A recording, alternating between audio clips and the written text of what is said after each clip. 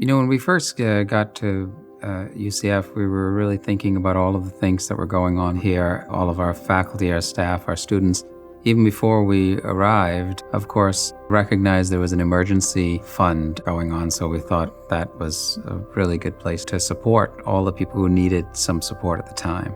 We also thought about, over the next few years, what do we want to be giving to? How do we want to continue to help as much as we can, UCF to excel? And so we gave to what I'd say would be our areas that we value. The arts have always been very important to us. My first degree was actually in music education with piano performance. I went out and taught middle school band for 3 years. My family has always had a huge appreciation for the arts, and we all played musical instruments. Our children play musical instruments, so it's a universal language. Everyone can come together about the arts.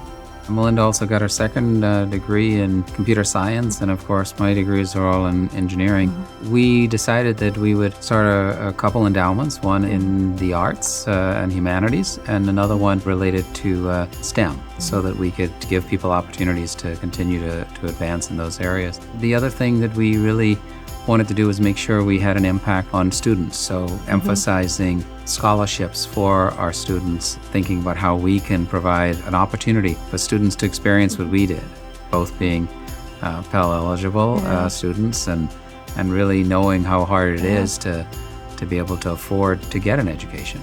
Yeah, I had Pell Grant. I think my Pell Grant expired after the first couple of years, which is about the time that we met, so I had everything planned out. I thought I knew how it was going to work, and then it was gone. That's when I started taking out student loans and doing whatever I could to try and make it through. So if we can take that burden away, so if they can focus on their studies and not have to be distracted with trying to work out how they're going to keep going to school and keep buying groceries. And of course, we're both huge athletics fans. Yes. So we love football, basketball, every sport.